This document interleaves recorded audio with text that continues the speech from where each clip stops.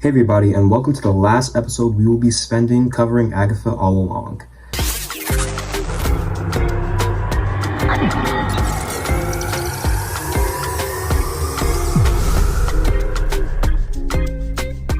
Today we're going to be covering two episodes, starting with episode 8, Follow Me My Friend to Glory at the End.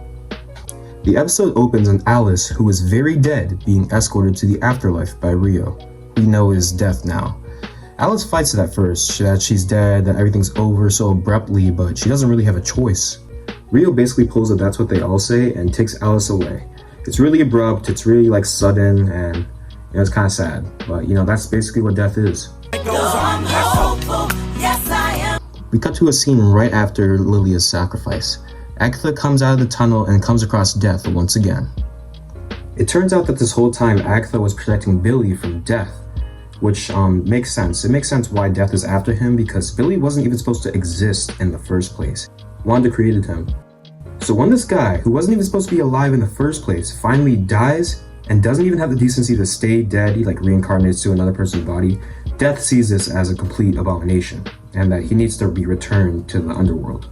Not to mention, Rio doesn't want Billy reincarnating Tommy the same way he reincarnated himself, so he needs to get Billy dead as soon as possible. This confirms that only Billy is currently alive right now and that Tommy is technically still dead. Agatha and Rio make a deal. So Death can't technically take Billy unless it's out of his own will, because Billy's really OP. He can technically just keep resurrecting people, himself included. Agatha basically needs to manipulate Billy into, somehow agreeing to go willingly with Death, accept Death and not resurrect himself after. And in trade for this, Rio agrees to leave Agatha alone, stop stalking her, stop coming for her, all that stuff. After Agatha's conversation with Rio, she meets back up with Jennifer and Billy, and they all continue to walk the road until Agatha randomly trips over something. Their shoes. The ones that they took off back when they first started the road in episode 2. They just walked in a huge circle. Everybody's pissed off, everyone's confused, Jennifer's mad, Agatha's crashing out. Then how exactly do we get off? Pause, Granddad. If you don't know, then keep quiet. Look, fuck you. Fuck the plane you flew in on. Fuck them shoes. Fuck the socks with the bell on it. Fuck your gay-ass fairy faggot accent. Fuck them cheap-ass cigars. Fuck your yuck mouth teeth. Fuck your hairpiece. Fuck your chocolate. Fuck Guy Ritchie. Fuck Prince William. Fuck the Queen. This is a mess. Billy decides to put his shoes back on, which is pretty disrespectful to the road, and it activates the next trial. They wake up in a mental hospital looking room with no shoes on and hospital gowns. They're in these weird coffins that are coming out of the walls. They spend some time chatting, looking for a way out, checking out the room and stuff, and at least trying to find out what the challenge is. But a timer starts in the form of lights above them, and they finally deduce that this is the Greenwich challenge, and their challenge is to make something grow, which is pretty impossible because they have no dirt, no water, nothing to eat, no even seeds or anything like that, no sunlight. I guess the lights are fluorescent or something.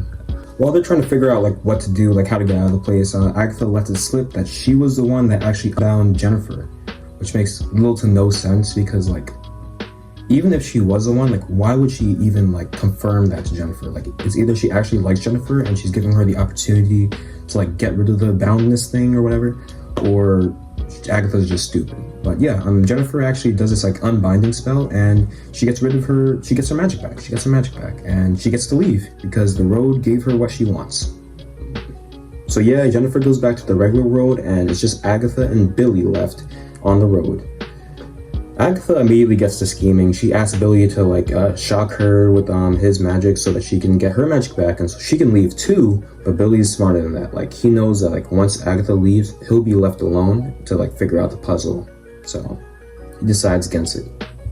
Agatha relents and she offers to help Billy find his brother and use his reincarnation ability to bring him back to life. They do some weird magic stuff, the walls are rumbling, the ground is cracking open and all sorts of shit. But it works out. Billy finds a kid that's drowning to death and he shoves Tommy into that kid's corpse. And this sends Billy back to the real world because he got what he was missing. And Agatha is left alone on the road, having sacrificed herself. She takes out the locket that she wears around her neck, and it's all that she has left of her son. A dandelion seed and a tuft of hair. Agatha begins to cry, But then she realizes how to pass the trial. Out of death comes life. She dips the seed in her tears and then places it into the soil caused by the crack in the ground when, Billy was bringing his brother back. The dandelion sprouts and Agatha gets the hell out of there. And, she still doesn't get her powers back. She passes the trials of the road, everything, but she's the only one that doesn't get what she wants. And Death is outside the road to meet her. And Rio is literally spawn camping her house. Like, Rio is just there to meet Agatha. And she's serious about killing her this time. Admire it a little bit because this is some Final Destination shit. Like, Agatha is fighting tooth and nail, barely scraping by to get away from death, but it's just not happening. I mean, this amateur tries to pop a mini during like a box fight. Only teach for me. Like, I had enough of this. Holy shit, I just hit a... Bro, you do not have time for that, Agatha, okay? Maybe one of the slurp fishes, but no, not a mini. Right when Rio is about to kill Agatha, Billy comes to the rescue and offers some of his power to Agatha, which she takes gladly, and she's finally back to her old self. Now, when Billy gave Agatha his power, it was possible that Agatha could have taken all of it and killed him like he did with, Alice, but no, she kept her word. She didn't steal all of his magic, and they're fighting side by side against death, which sounds crazy because you can't fight death. Agatha says it herself. She offers Billy a chance to run away and just offers herself to death, but Billy says no. Billy decides to go willingly. Take him! You heard him! The boy! As promised. It's over!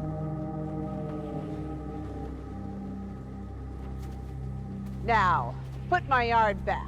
Wow. Just when you thought she was turning around, Agatha manipulates Billy into going willingly. And that's all that Death needed to take his soul or whatever. So, yeah.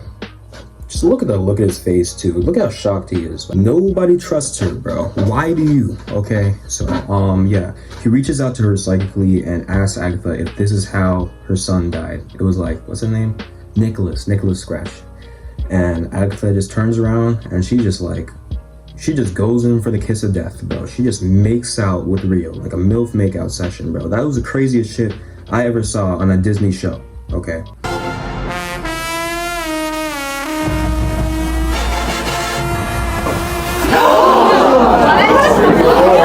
You need to leave.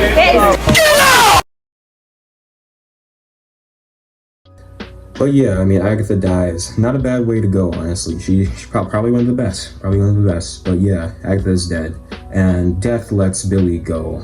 He drives back home, and it turns out that these past 8 episodes took place in like 24 hours, which is kind of unbelievable. But yeah, I don't think we ever saw them eating anything or like drinking anything. So I guess it did have to like be in a short amount of time. They're all back to back too. So all the trials, at least.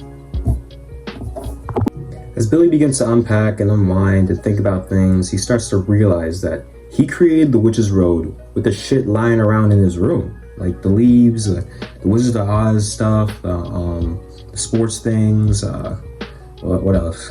Action figures, I think, posters and shit. It's basically like the hex that Wanda made, but like less obvious that it's completely fake, it's a simulation. But yeah, this shows that like Billy might be stronger than his mother, like, to be honest. I mean, in the comics, he's like the demiurge, which is probably why Death can't kill her. Like, he's OP in the comics, or kill him, I guess. But as he stands in his room in like disbelief, he hears a ghost calling out to him. It's Agatha's voice. And I just want to say that Emergency Awesome totally predicted like this entire twist. Like that they had it down like last week, I think, or the last 2 weeks. Like I was watching that shit. Good prediction. I really didn't believe it, but they got it. Now on to episode 2, The Maiden Mother Crone. Or episode 9, I guess, like the last episode. I mean, it's the second episode we're discussing in this video, okay? Y'all know what I'm talking about, right? We travel back to 1750, where Agatha is running through the woods away from something. Now, what is this strange something? It is Death, Rio. Who else did you think? And Rio wants that baby. But since Agatha gives Rio play, Ria agrees to give the baby a little bit of time before she comes for her soul. Agatha is allowed to have her baby, which was supposed to be a miscarriage, and she names it Nicholas. Now she approaches another coven, and they see a poor old lady with her young son that are hungry, they need some help, and we know that Agatha is just some cold witch. They accept Agatha into the coven with open arms, and she proceeds to murder all of them in cold blood. 6 years pass, and Agatha and her son Nicholas are still running this scam. Her sons distract the witches, and the witches get killed by Agatha. But that's not what's important. What's important is this next song that they sing. A bonding song between mother and son. That sounds a little bit familiar. Take a listen. Walk, walk, walk the road. I walk the windy road. Walk, walk, walk the road. I walk the windy road. As time goes on, they keep refining it and changing it, adding certain things in, taking certain things out, and eventually, this song becomes the Ballad of the Witch's Road.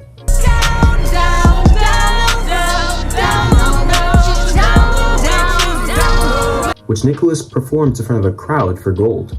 The witches he's performing it for actually seem to believe that there's a real witch's road and it gives you power and stuff like that.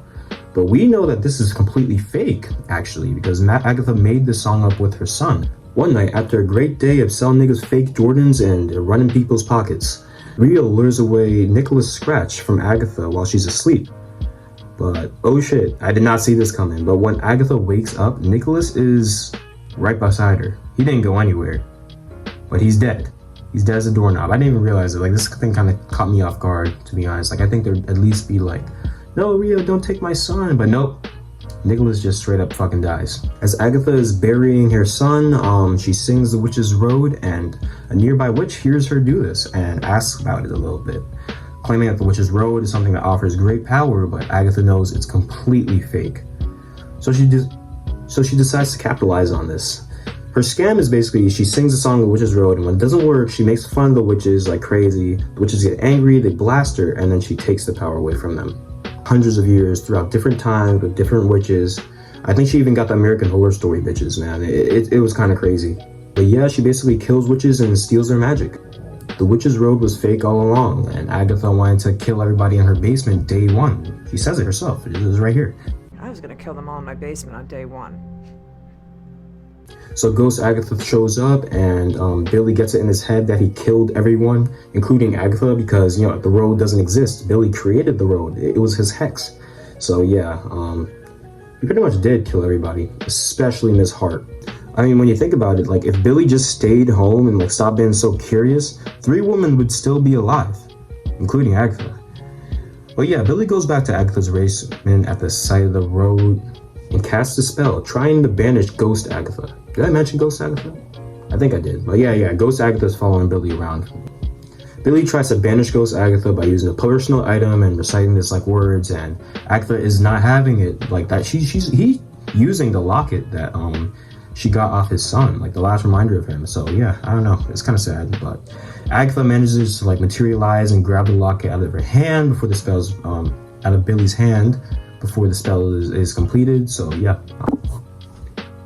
She does not want to be banished to like hell, because that's probably what she deserves, to like go meet Nicholas, because she can't face him after all this time. But yeah, Billy sees this and he's like, yeah, whatever, and lets Agatha live, and they team up to go find Tommy. And that's the series. Yeah, hold on. Oh, Billy destroys the road too, by the way. Yeah, he turns into a model for Mrs. Hart, not Jennifer, Lilia, and Alice. Yeah, those are the names. But yeah, I'm willing to accept this as the end to the Agatha All Along series. Wait! Nah, yeah, Deadpool's right. Like, is there a post-credit scene? We can't be jumping the gun. Oh, no, there's not. There's no post-credit scene. I was kind of expecting one. It would be kind of cool if there was, like, some type of Mephisto hint more, because like you can't be dropping M-bombs and expecting us not to go crazy over them. I'm not really sure like when we're getting the next iteration of the WandaVision like series and this fallout. Like, you know, we have Agatha All Along, we have Vision Quest on the way. Like maybe that'll be about like White Vision like meeting up with Tommy. Yeah, who knows what happens. But yeah, that could be cool. This was a solid series though, okay? I mean, I like, there were some very high highs, like the Lilia episode, that was an amazing fucking episode. I love any time-related, like, creepiness, like any, like, existential stuff related to time travel, like that's always pretty cool. I'd say episode 8 was like a better finale than episode 9. Like, okay, episode 9 was more of like an epilogue, like, oh, here, Agatha's son, this is what happened. It's exposition, you know, it's a big dump. But I mean, it's fine. It's fine. It's cute. Agatha and her son bonding, you know, that's nice. But yeah, I think Agatha really was good after all. Oh, wait, not after all. Agatha really was good all along. No, she wasn't. Okay, let's be real. Well, I don't think Agatha does a single nice thing throughout the show. Like, she does the bare minimum of like a human being would do. Like keep her word to like Tommy. Like keep her word to Billy and like, you know, not murder him to like prolong her own long ass life. Agatha's like 300 plus years old. We saw the 1750 thing. She's over 300 years old. Rewatching the series, I did notice a few things. Is that like everybody got what they wanted from the road. Everybody. Lilia got to be that like big witch again, like the helpers, like useful. Jennifer got her magic back. Agatha got her magic back. Billy got his brother, and Alice got to find out what happened to Mom, which is like, yeah. I mean, she broke her family's curse too, which doesn't matter because she ended her bloodline by like trusting Agatha. So a few more things is that Billy should have known the answers to all the riddles, considering he was the one that made them.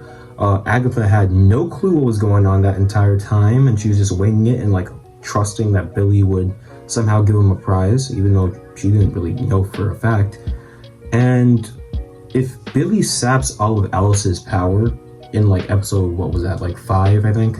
Why did she never use it again? Like, where did that power go? Like, I don't understand. She just killed Alice for no reason. Like, she doesn't even get to like shoot a cool beam or something. Like, she just, you know, flashes it for a little bit and then it's never seen again. I'm kind of interested in what they'll do with Jennifer, but as for Agatha and Billy, I'm sure they'll like probably show up in some Young Avengers project. Realistically, we won't see them for like around 2 years, unless Doctor Strange wants to screw with them a little bit, which he usually does. But as for you guys, thank you for watching the series. I mean, like, this is the first like show I've covered in completion. Like, I didn't finish the Ahsoka show that I was covering like what, 2 years ago? Shit. Goddamn.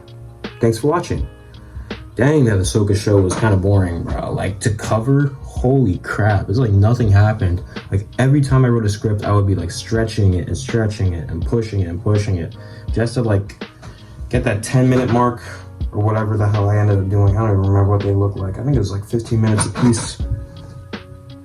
But yeah, I had a lot of free time when I was 16. Less than I do now. Definitely less than I do now. But I'm still gonna crank these videos out because it's my hobby.